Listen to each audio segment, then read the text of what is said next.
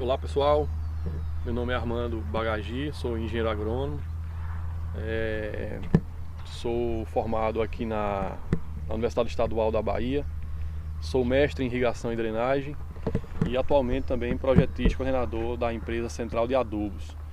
Hoje estamos aqui a convite do Dr. Aqua para falar um pouco de irrigação na cultura da uva e vamos passar por alguns pontos aqui que julgamos necessários, principalmente para o produtor tentar propiciar um melhor manejo, uma melhor situação para que sua irrigação tenha um bom sucesso na cultura da uva. Bem, a cultura da uva, inicialmente, é uma cultura que responde muito bem aos sistemas de irrigação do tipo localizado.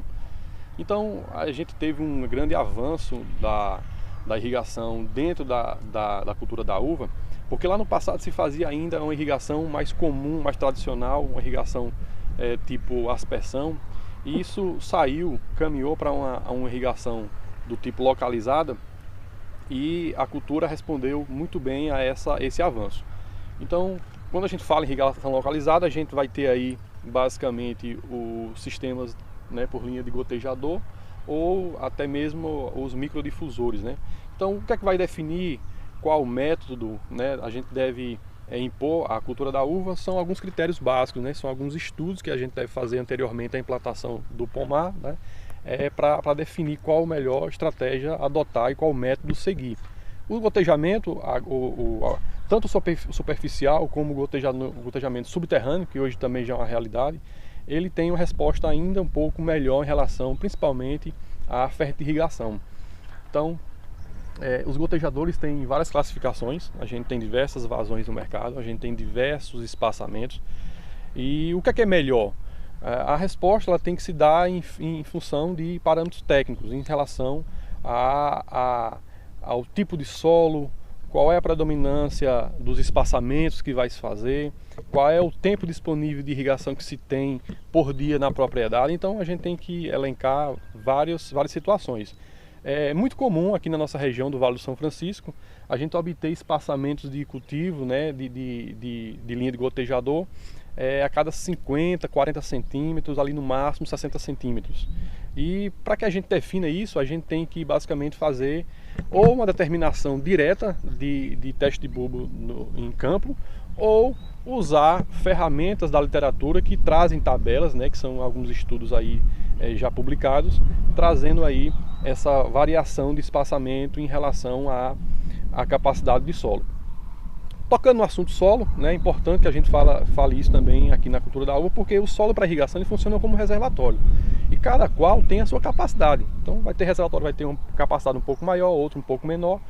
E essa capacidade ela tem que ser muito bem trabalhada, porque o solo ele tem uma quantidade de água disponível por camada. Então a gente precisa conhecer, isso é de fundamental importância que o produtor conheça qual é a capacidade máxima de armazenamento de água no seu solo, para que você não tenha uma irrigação, um manejo em forma de desequilíbrio. Então é preciso que esses trabalhos de conhecer essa quantidade de água disponível no solo, elas sejam realmente extraídas através de laboratórios para que a gente possa conhecer.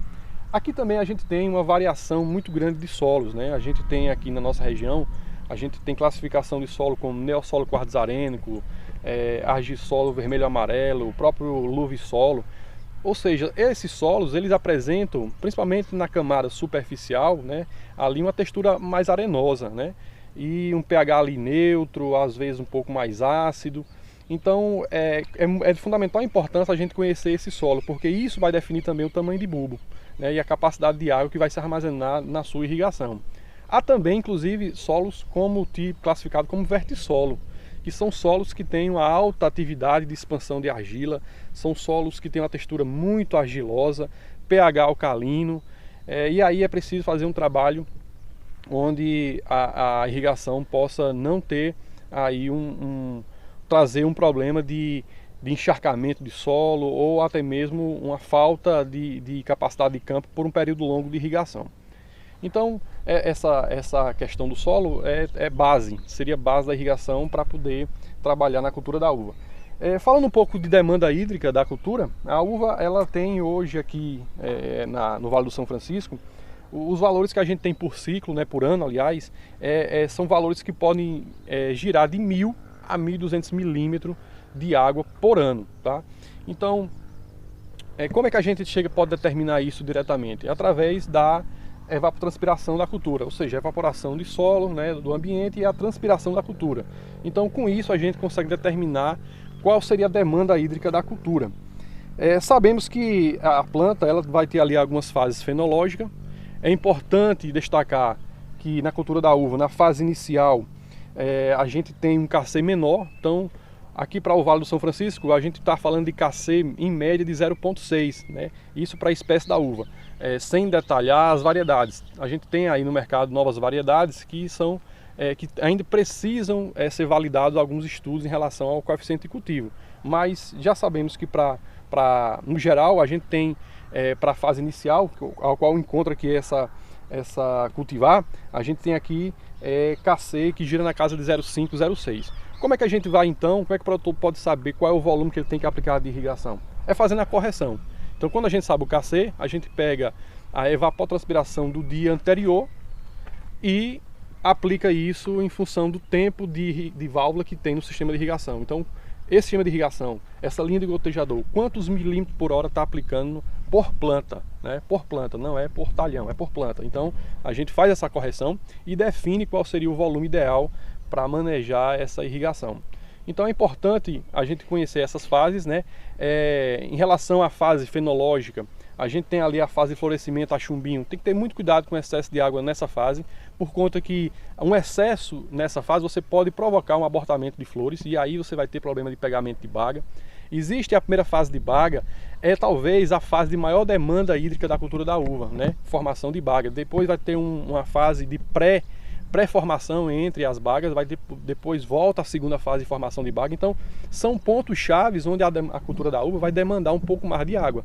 Então tem que conhecer essas fases. Depois você chega ali no período de maturação, aí cai um pouco o volume de água, o KC ele volta de novo a declinar, e aí você começa também a reduzir essa lâmina. É importante dizer que na fase de repouso que não se faça o corte 100% da água. É importante que você deixe uma quantidade mínima de hidratação, porque ali está tendo, de fato, você precisa manter a planta verde. Então a gente não deve cortar o volume total de água a 100% na fase de repouso. A gente tem que manter ali realmente um volume mínimo hídrico para a manutenção do tecido vegetal. Em relação à drenagem, é importante, a cultura da uva em resposta às chuvas, né? Em períodos curtos, né, ela pode também sofrer em função de um excesso de água no solo. Ou seja, excesso de água no solo, seja de chuva ou seja por uma irrigação excessiva, a gente pode particularmente lixiviar nutrientes desse solo, a gente pode lavar esse solo. E além disso, né, a gente pode ter também uma ausência de oxigênio no solo. E isso o que é que traduz para a uva? Traduz em um retardo, ou seja, vai ser um crescimento de ramos na próxima safra de forma mais lenta, inclusive o aparecimento de folhas mais amarelas. Então a drenagem ela é importantíssima quando também a gente alia irrigação dentro de uma agricultura irrigada voltada para a cultura da uva. Então drenagem do tipo superficial, drenagem do tipo subterrânea, tem que se observar esses pontos para que a sua irrigação ela possa também ter um bom sucesso. Por fim, é importante também que o produtor saiba que um sistema de irrigação ele também funciona, ele é um equipamento. E todo equipamento ele carece de manutenção. Então a gente tem cartilhas, né, que a gente divide a manutenção de uma irrigação na uva como diário, como mensal, semestral ou até mesmo anual. O que é mais importante, sem desmerecer os outros, mas é importante que você mantenha as suas linhas hidráulicas uniformemente bem equilibrada.